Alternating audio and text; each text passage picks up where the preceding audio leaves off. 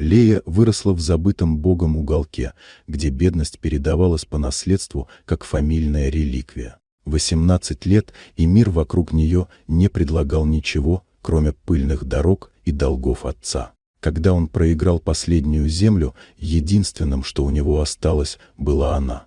Ее передали одинокому фермеру, мужчине по имени Якоб, который жил на краю деревни.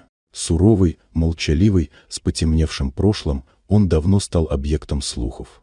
Говорили, что он опасен, что он сошел с ума после того, как потерял семью. Люди считали, что теперь он купил себе девственницу, чтобы запереть ее в доме или в подвале. Лея прибыла на ферму с ужасом в сердце. Ей казалось, что впереди лишь страдания. Она ждала боли, власти, насилия.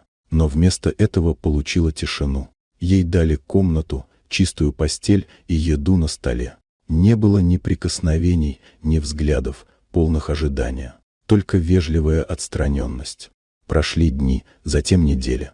Никаких требований, никаких условий. Якоб просто продолжал заниматься хозяйством, иногда приглашая ее помочь, но не настаивал. Он учил ее работать с землей, делился знаниями, не требуя ничего взамен. Он не смотрел на нее, как на плату за одиночество, он просто был рядом, не нарушая границ.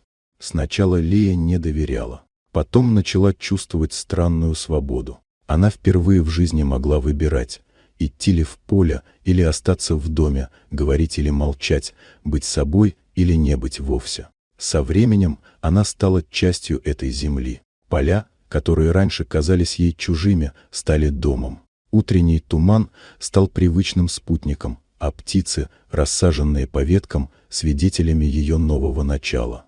Окружающие сначала шептались. В их глазах она была жертвой, игрушкой, платой за долги.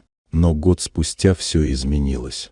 Лея стала хозяйкой фермы, уверенной, самостоятельной, живущей по собственным правилам. В ее глазах больше не было страха, только достоинство и тишина, полная силы. Она не принадлежала никому. Ее не спасали, не держали, не покупали. Она выбрала остаться. Не ради кого-то, ради себя. И это было куда сильнее, чем любые узы или обещания. Так заброшенное поле стало полем свободы. А одинокий фермер человеком, который, не прикасаясь, дал больше, чем могли все остальные вместе взятые.